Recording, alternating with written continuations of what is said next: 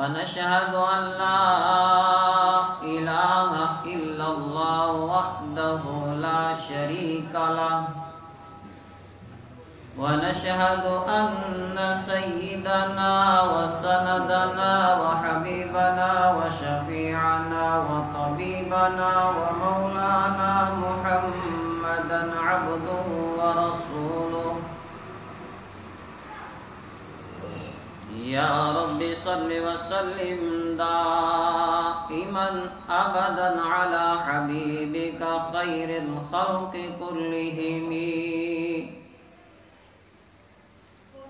يا رب صل وسلم دائما أبدا على حبيبك خير الخلق كلهم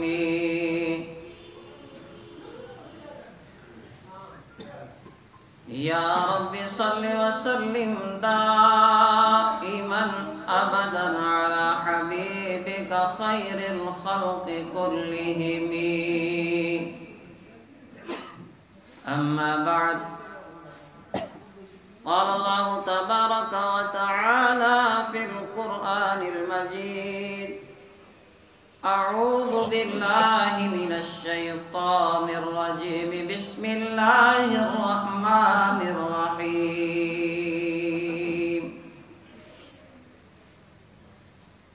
مثل الذين كفروا بربهم أعمالهم كرماد اشتدت به الريح في يوم عاصف لا يقدرون مما كسبوا على شيء ذلك هو الضلال البعيد صدق الله العظيم.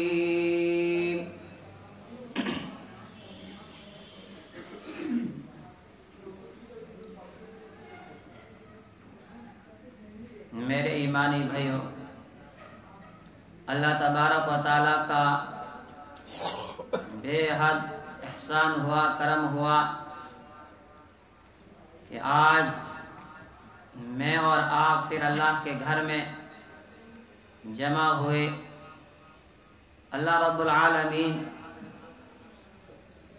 میرا اور آپ کا یہ جمع ہونا قبول فرمائے، ہمارے لیے نجات کا ذریعہ بنائے. ایمان کی اہمیت اور اس کی حفاظت کے تعلق سے گزشتہ 2 ہفتے آپ نے قرآن پاک کی آیات اور رحمت دو عالم صلی اللہ علیہ وسلم کی احادیث کی روشنی میں گفتگو سنی، جس پر میں نے کہا تھا کہ ایمان کی حفاظت ہمارے لیے اتنی اہم کیوں ہے؟ اس لیے کہ اللہ کی عدالت میں جو فیصلے ہونے ہیں وہ اسی ایمان کی بنیاد پر ہونے ہیں. اگر اس کے علاوہ انسان محنت کرتا رہا، اعمال کے ڈھیر لگا دے اس نے، لیکن ایمان اس کے پاس نہیں ہے، تو انسان کے ان اعمال کی کوئی قدر و قیمت نہیں ہے. ہاں، دنیاوی اعتبار سے وہ نفع ان سے اٹھا سکتا ہے، دنیا میں اس کو فائدہ مل سکتا ہے، لیکن آخرت میں وہ اعمال بغیر ایمان کے اس کو کوئی کام آنے والے نہیں ہیں. قرآن پاک نے اعلان کیا، مثل الذين كفروا بربهم أعمالهم كرماد اشتدت به الريح اللہ اعلان کر رہا ہے ان لوگوں کی مثال کفروا بربہم، جنہوں نے اپنے رب کا انکار کیا، جنہوں نے اپنے رب کی نافرمانی کی، جنہوں نے اپنے رب سے بغاوت کی. اعمالهم کرماد اشتدت به الريح في يوم عاصف. فرمایا ان کے اعمال کی مثال کیا ہے؟ اللہ کے یہاں بغیر ایمان کے ان کے اعمال کی حیثیت کیا ہے؟ اللہ اعلان کر رہا کرماد اشتدت، فرمایا وہ راکھ کے ڈھیر کی مانند ہیں. اشتدت به الريح في يوم عاصف، فرمایا تیز و تند ہوا چلی، آندھی آئی اور اس راکھ کے ڈھیر کو اڑا کر لے گئی، بکھیر دیا.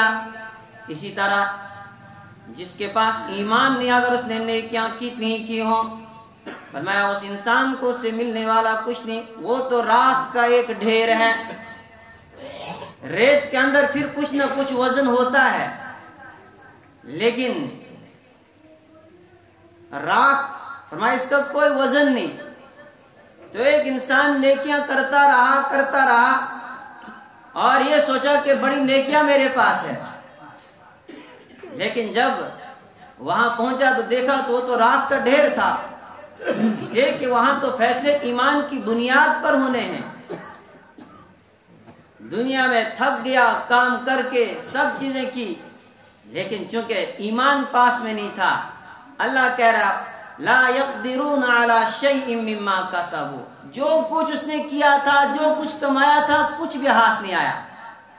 اور 13ویں پارے میں پروردگار نے اس کو بیان کیا کہ جن کے پاس ایمان نہیں، نیک اعمال وہ کرتے ہیں اور اب یہ امید ہے کہ بڑی نیکیاں کی ہے میں نے اور بڑے نیک کام کر کے جا رہا ہوں رب کی عدالت میں، رب العالمین کی عدالت میں پہنچا. فرمایا اس کی مثال اس شخص کی طرح ہے جو پیاسا تھا اور ریگستان میں چل رہا ہے، دور سے اس کو نظر پڑی ریت کے ایک ٹیلے کے اوپر اور وہ چمک رہا تھا دھوپ کی وجہ سے. اس نے سوچا کہ یہ پانی ہے اور اب یہ دوڑتا ہوا گیا، چلا گیا کہ میں وہ پانی پی لوں جا کے، لیکن جب وہاں پہنچا تو دیکھا کہ پانی کے بجائے تو وہاں پر وہ ریت ہے. وہ تو صرف اس کو دکھائی دے رہا تھا کہ یہ پانی ہے. تو کہا اسی طرح اگر انسان کے پاس ایمان نہیں، اعمال اس نے بہت کیے تھے، وہاں پہنچا، وہاں جا کے اس کو کچھ نہیں ملا، کیونکہ وہاں فیصلہ ایمان کی بنیاد پر. اسی لیے تو صحابہ کرام رضوان اللہ تعالی علیہم اجمعین کو ایمان کے بچانے کی اتنی فکر رہتی تھی کہ ہم اس دنیا سے کس طرح اپنا ایمان بچا کر جائیں. اور ایمان کی حلاوت، ایمان کی لذت کون محسوس کرتا ہے؟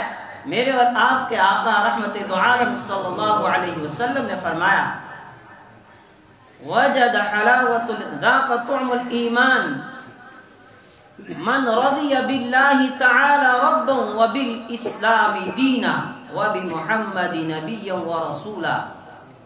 نبی اکرم صلی اللہ علیہ وسلم نے فرمایا ایمان کی حلاوت، ایمان کی مٹھاس، ایمان کی چاشنی اور اس کا مزہ وہ انسان چکھتا ہے، اس کو اس کی چاشنی محسوس ہوتی ہے. من رضی باللہ تعالی ربا، جو اللہ کے رب، اللہ کو رب ماننے پر راضی رہا، وبمحمد نبیا ورسولا، اور نبی اکرم صلی اللہ علیہ وسلم کو اللہ کا نبی، اللہ کا رسول ماننے پر راضی رہا، وبالاسلام دینا، اور دین اسلام کو اپنا مذہب ماننے پہ راضی رہا. وہ انسان ایمان کی وہ حلاوت محسوس کرتا ہے، وہ انسان ایمان کی وہ چاشنی اور ایمان کا مزہ محسوس کرتا ہے.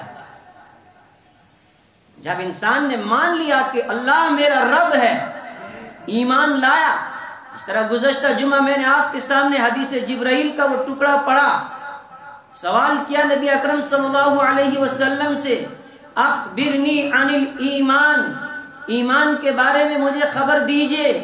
رحمت دو عالم صلی اللہ علیہ وسلم نے فرمایا ان تؤمن باللہ، کہ اللہ پر ایمان لاؤ. جب بندہ اللہ پر ایمان لایا، زبان سے اقرار کر لا الہ الا اللہ، اب جب اس چیز کا اقرار کر لیا، اب جب یہ مومن بنا، اب مومن کی نگاہ کسی اور در پہ نہیں ہوتی ہے، اب مومن کبھی بھی کسی اور در سے امید نہیں رکھتا ہے، بلکہ اس کی امید اگر ہوتی ہے تو رب العالمین کی ذات سے ہوتی ہے۔ اب وہ اپنے نفع کا مالک رب العالمین کو مانتا ہے، اپنے نقصان کا مالک رب العالمین کو مانتا ہے کہ میرا رب اگر چاہے گا مجھے نفع دے، دنیا کی کوئی طاقت اس نفع کو روک نہیں سکتی ہے، میرا رب اگر چاہے مجھے نقصان پہنچائے، دنیا کی کوئی طاقت نہیں جو اس نقصان کو نفع میں بدل دے، کیونکہ اس چیز کو یہ مان لیتا، اس کے اوپر راضی ہے اور اپنے اس عقیدے پر یہ کھڑا ہے۔ فرمایا وہ انسان ایمان کی حلاوت اور ایمان کی لذت کو محسوس کرتا ہے۔ اس میں اللہ کے نبی صلی اللہ علیہ وسلم نے فرمایا ان تؤمن باللہ وملائکتہ وکتبہ ورسلہ، اللہ کے فرشتوں پر تم ایمان لاؤ کہ اللہ کی ایک نورانی مخلوق ہے، یفعلون ما یؤمرون، جو اللہ نے ان کو حکم دیا وہی یہ کرتے ہیں، اس سے باہر ہٹ کے کوئی کام نہیں کرتے، جس کو جو حکم رب العالمین کی طرف سے ملا اسی میں لگا ہوا ہے۔ اللہ کی کتابوں پر ایمان لاؤ، تورات ہے، انجیل ہے، زبور ہے، قرآن ہے۔ فرمایا اجمالی طور پر تورات کو مانو کہ رب العالمین کی کتاب ہے، موسیٰ علیہ السلام پر نازل ہوئی، انجیل رب العالمین کی کتاب ہے، عیسیٰ علیہ السلام پہ نازل ہوئی، زبور اللہ کی کتاب ہے، داؤد علیہ السلام پہ نازل ہوئی، اور تفصیلی طور پہ قرآن پاک کو پہ ایمان لاؤ کہ قرآن پاک اللہ کی آخری کتاب ہے اور اللہ کا یہ آخری دستور ہے۔ اب جو قیامت تک آنے والے انسان ہیں، ایک ایک فرد بشر کے لیے، ایک ایک فرد جن کے لیے اب یہی کتاب جو ہے گائیڈ جو ہے اسی کتاب کو اپنا دستور بنانا ہے اور اسی کے مطابق زندگی گزارنی ہے۔ فرمایا کہ جس نے نبی کو اپنا رسول مانا، اس پر وہ راضی رہا، وہ انسان ایمان کی حلاوت کو محسوس کرتا ہے۔ دین اسلام اس کے پاس آیا، اب اس دین کو جب وہ مان لیتا ہے کہ اسلام میرا مذہب ہے، اب اس کو کسی اور کے طریقے پر نظر نہیں ہوتی ہے، اب یہ کسی اور کی طرف آنکھ اٹھا کر نہیں دیکھتا ہے، بلکہ یہ کہتا ہے کہ اللہ نے میرے لیے سب سے پسندیدہ جو دین تھا، سب سے پسندیدہ جو طریقہ تھا، وہ میرے رب نے مجھے عطا کیا ہے۔ اس لیے کہ قرآن پاک میں اللہ نے اعلان کیا ان الدین عند اللہ الاسلام، لوگ اللہ کے نزدیک اگر کسی مذہب کی، کسی طریقے کی کوئی قدر ہے تو وہ دین اسلام ہے۔ وَمَن يَبْتَغِ غَيْرَ الْإِسْلَامِ دِينًا فَلَن يُقْبَلَ مِنْهُ وَهُوَ فِي الْآخِرَةِ مِنَ الْخَاسِرِينَ، جو اسلام کے علاوہ کسی اور راستے پہ چلے گا، جو یہ چاہے گا کہ اس میں مجھے کامیابی ملے گی، فرمایا فَلَن يُقْبَلَ مِنْهُ، ہرگز بھی اس کا وہ طریقہ قبول نہیں ہوگا۔ اللہ کے یہاں اگر کوئی قابل قبول طریقہ اور کوئی قابل قبول مذہب ہے، فرمایا وہ دین اسلام ہے۔ اگر کوئی اس کو چھوڑ کر کسی اور راستے پہ چلنے لگ جائے، فرمایا فَأُولَئِكَ مِنَ الْخَاسِرِينَ، یہ ہیں وہ لوگ جو نقصان میں، جو گھاٹے میں ہیں۔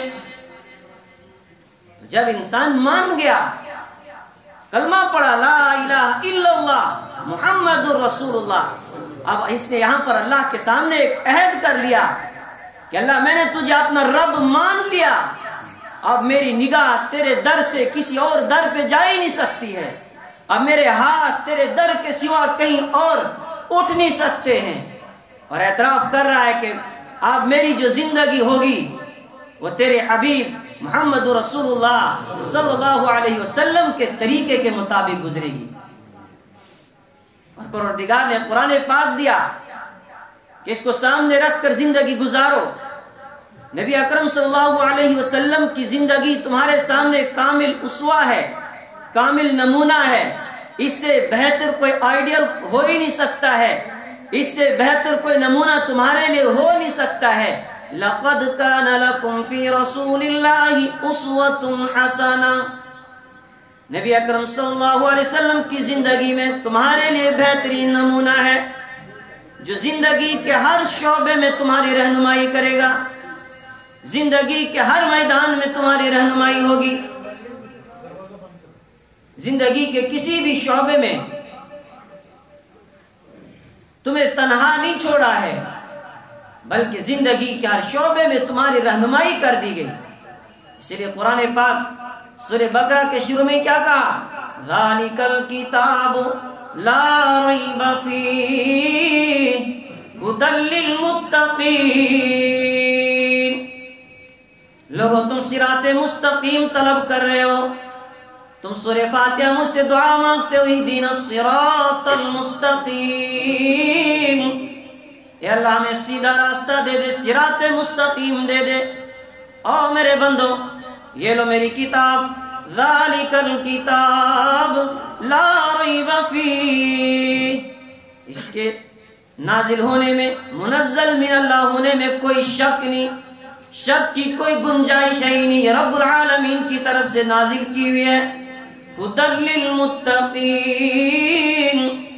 فرمایا اس میں تو ہدایت سب کے لیے ہے، لیکن ہدایت ملتی کس کو؟ کون ہدایت پائے گا؟ کہا جس کے اندر ہدایت کی طلب ہوگی، جس کے اندر پیاس ہوگی، تڑپ ہوگی کہ مجھے صحیح راستہ مل جائے، جو اس تلاش میں نکلا ہوگا کہ مجھے صحیح رہنمائی مل جائے، کہا اس کے لیے ہدایت ہے۔ جو متقی ہوں گے، پرہیزگار ہوں گے، پھر ان کی صفات اللہ بیان کر رہا ہے، الذین یؤمنون بالغیب، فرمایا متقی کون؟ جو ایمان لاتا ہے، جو غیب پر ایمان لاتا ہے۔ بھائی مسجد کی تعمیر کے لیے آپ حضرات تعاون کریں، بڑھ چڑھ کر آپ حضرات اللہ کے لیے اپنے طرف سے اور اپنے مرحومین کی طرف سے صدقہ جاریہ کے طور پر اس میں حصہ لیں۔ اللہ نے اعلان کیا الذین یؤمنون بالغیب، فرمایا متقی کون ہوتا ہے؟ جو غیب پر ایمان لاتا ہے، اللہ کو دیکھا نہیں لیکن ایمان لایا کہ میرا رب ہے جو اس کائنات کو چلا رہا ہے، جو اس کائنات کا خالق و مالک ہے، جس نے مجھے وجود بخشا، جس نے اس پوری کائنات کو بنایا ہے، میرا وہ رب ہے۔ ایمان لاتا ہے رب العالمین پر۔ الذین یؤمنون بالغیب، فرمایا جنت دیکھی نہیں لیکن ایمان ہے، جہنم کو دیکھا نہیں ایمان رکھتا ہے، فرشتوں کو دیکھا نہیں لیکن ایمان ہے، ابھی محشر کا میدان دیکھا نہیں ایمان ہے۔ یؤمنون بالغیب ویقیمون الصلاۃ، فرمایا دوسرا کام کیا ہے؟ نماز قائم کرتے ہیں۔ فرمایا جو مومن ہوگا وہ نماز چھوڑ نہیں سکتا ہے، جو یہ کہے کہ میں مومن ہوں، فرمایا یہ ہو ہی نہیں سکتا ہے کہ پھر اس سے نماز چھوٹے۔ میرے اور آپ کے آقا رحمت دو عالم صلی اللہ علیہ وسلم نے فرمایا بین العبد و بین الکفر ترک الصلاۃ، کہ بندے اور کفر کے درمیان فرق نماز کا، یہ نماز ایک آڑ ہے۔ میں جب اس نے نماز نہیں پڑھی گویا کہ اس نے اس آڑ کو ختم کر دیا جو ایمان اور کفر کے بیچ میں آڑ تھی۔ دوسری جگہ فرمایا من ترک الصلاۃ متعمدا فقد کفر، جو جان بوجھ کر نماز چھوڑے فرمایا وہ کافر، اس نے کافروں والا عمل کیا۔ جزاک اللہ مجید شریف۔ تو مومن کی صفت کیا ہے؟ متقی کی صفت کیا ہے؟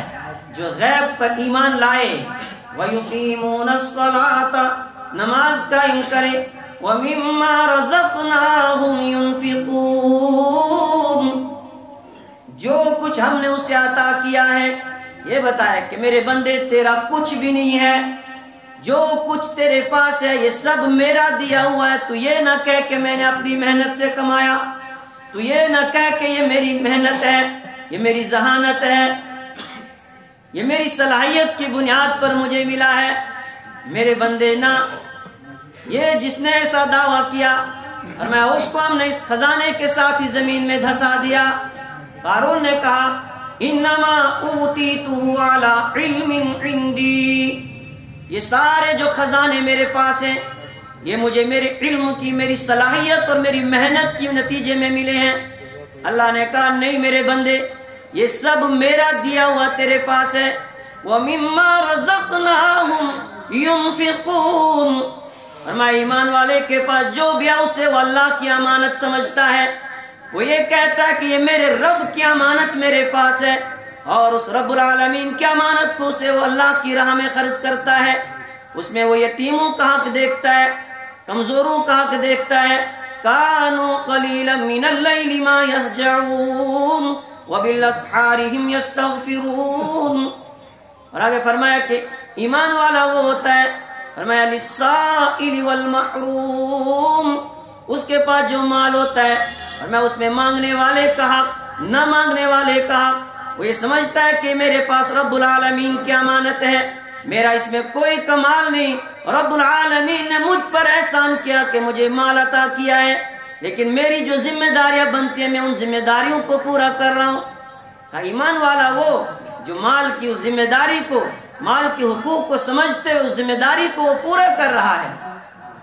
والذین یؤمنون بما انزل الیک، فرمایا ایمان والا وہ متقی وہ جو ایمان لاتا اس چیز پر جو نازل کی گئی ہے آپ کی طرف، یعنی کتاب قرآن مقدس۔ اور ایمان لانے کا مطلب میں نے آپ کو بتایا، ایک تو یہ کہ بندہ ایک ہے کہ رب العالمین کی طرف سے نازل کی ہوئی کتاب ہے، اور نازل ہوئی رحمت دو عالم صلی اللہ علیہ وسلم پر، اور قیامت تک کے لیے یہ کتاب آخری کتاب ہے۔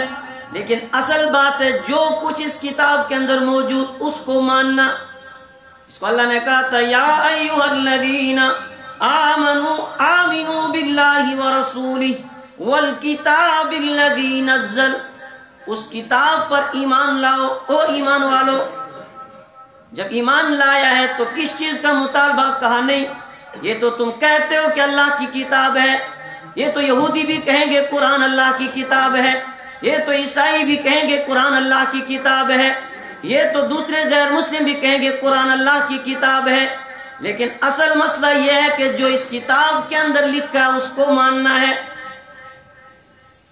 افتؤمنون ببعض الكتاب وتکفرون ببعض فما جزاء من يفعل ذلك خزي الا في الحیاۃ الدنیا۔ اللہ کہہ رہا کیا تم بعض کتاب کو مانتے ہو بعض کو چھوڑ دیتے ہو، جو تمہیں آسان آسان حکم لگتے انہیں مان لیتے ہو۔ یہ طریقہ کار یہودیوں کا تھا، انہیں جو حکم آسان لگتے تھے ان پر عمل کرتے تھے، جو انہیں مشکل لگتے تھے انہیں چھوڑ دیتے تھے۔ اللہ نے کہا یہ بہت بڑا جرم ہے۔ افتؤمنون ببعض الکتاب وتکفرون ببعض، اور میں بعض کو مانتے ہو بعض کو چھوڑ دیتے ہو۔ فما جزاء من يفعل ذلك منکم، جو تم میں سے کوئی ایسا کام کرے گا جو حکم آسان لگا اس کو مان لیا، جو نفس کے خلاف جا رہا اس کے نفس پر بھاری گزر رہا اس کو چھوڑ رہا ہے، فرمایا اللہ نے سزا کیا ملے گی؟ الا خزي في الحیات الدنیا، دنیاوی زندگی میں ذلیل کر دوں گا، رسوا کر دوں گا، دنیا میں ذلت تمہاری مقدر بن جائے گی۔ میرے ایمانی بھائیو اس آیت پر غور کرنے کی ضرورت ہے۔ اللہ نے ہمیں یہ کیوں کہا تھا؟ کہا کہ یہودی اس روش پر چلے ہیں، وہ ذلیل ہو گئے، کہیں تم بھی ان کے اس طریقے کو اختیار مت کرنا کہ قرآن پاک میں جو حکم آسان لگے اس کو مان لوگے، جو حکم مشکل لگا وہ اتنا بڑا سخت مشکل حکم دیا گیا۔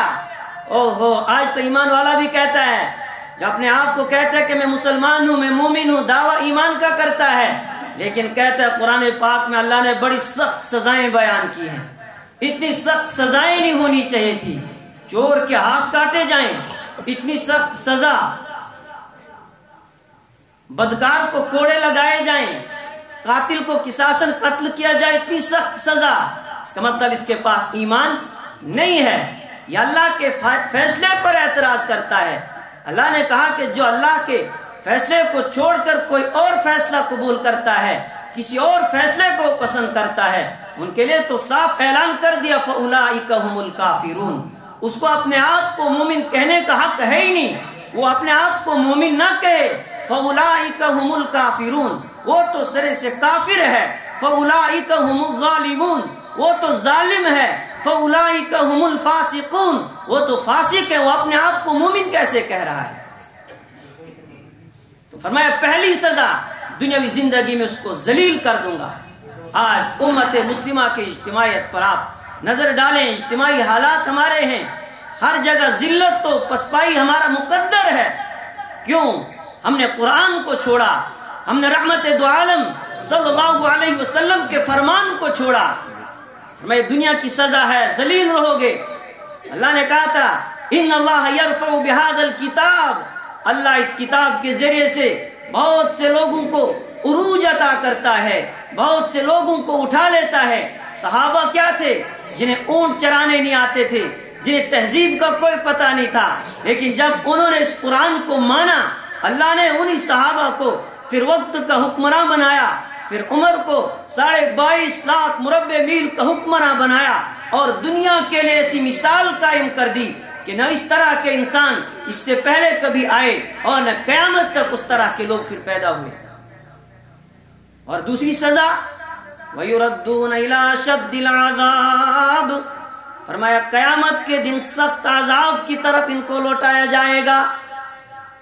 جو اللہ کے قرآن کو چھوڑیں، کچھ کو مانتے کچھ کو چھوڑ دیتے ہیں، جہاں لگا یہ تو بس میری مرضی کے مطابق ہے۔ اور آج کے مسلمان کا حال یہی ہوا، وہ دیکھتے قرآن پاک میں جو بات ہے وہ اس کو اپنی مرضی کے مطابق فٹ کرنا چاہتا ہے، پھر اسی طرح کی تشریح کرے گا، پھر اسی طرح کا مطلب اس کا بیان کرے گا کہ یہ کس طرح میرے مزاج کے مطابق فٹ ہو جائے تاکہ میں یہ کہہ سکوں میرا عمل تو قرآن کے مطابق ہے۔ میرے ایمانی بھائیوں، اگر ہم اس طرح قرآن کو چھوڑیں گے تو ذلت ہمارا مقدر بنے گی اور آخرت میں سخت سزا۔ تو ایمان والا کون ہے؟ فرمایا یؤمنون بما انزل الیک، جو کچھ نازل کیا گیا آپ کی طرف اس کو مانتا ہے، اس پر عمل کر کے دکھاتا ہے۔ وما انزل من قبل، اور جو کچھ نازل کیا گیا آپ سے پہلے، تورات کو بھی اللہ کی کتاب مانتا ہے، انجیل کو بھی اللہ کی کتاب مانتا ہے، زبور کو بھی اللہ کی کتاب مانتا ہے، لیکن تفصیلی طور پر وہ عمل قرآن پر کرتا ہے۔ وَبِالْآخِرَةِ هُمْ يُوقِنُونَ، آخرت کے اوپر یقین رکھتا ہے۔ اصل مسئلہ ہی آخرت کا ہے کہ آخرت پر یقین۔ اب یہاں یہ نہیں کہا کہ آخرت پر ایمان رکھتا ہے، نہ، آخرت کے اوپر یقین رکھتا ہے۔ جس انسان کو یہ یقین ہو رب العالمین کی عدالت لگے گی، میری زندگی کی کتاب کھلے گی اور رب کہے گا اقرأ کتابک، او بندے پڑھ اپنی کتاب اور کر فیصلہ تجھے کہاں جانا ہے۔ پھر یہ انسان ڈرے گا، یہ انسان کانپے گا، پھر اس سے رب کی نافرمانی نہیں ہوگی۔ اسے معلوم ہے کہ رب العالمین کی عدالت میں کھڑا کیا جائے گا۔ یہاں انسان دنیا کی عدالت سے ڈرتا ہے، آدمی قتل کیوں نہیں کرتا؟ سوچتا ہے کہ عدالت میں کھڑا کیا جائے گا، سزا سنائی جائے گی، جیل بھیجا جائے گا، وہ رب العالمین کی عدالت لگے گی۔ جو آدمی ان چیزوں پر یقین رکھتا ہو، ان چیزوں کو مانتا ہو، اس کے لیے اعلان کیا اولئک علی ھدی من ربہم واولئک ھم المفلحون، فرمایا یہ ہیں وہ لوگ جو اپنے رب کی ہدایت پر ہیں، اور یہ ہیں وہ جو کامیاب ہونے والے، فلاح پانے والے۔ فلاح اس کامیابی کو کہتے ہیں جس کے بعد کوئی ناکامی نہیں، دنیا میں بھی کامیاب اور آخرت میں بھی کامیاب۔ اللہ تعالیٰ مجھے بھی اور آپ کو بھی کامیاب کرے، ہمیں قرآن پاک کے مطابق زندگی گزارنے کی توفیق عطا فرمائے، سنت ادا کرے۔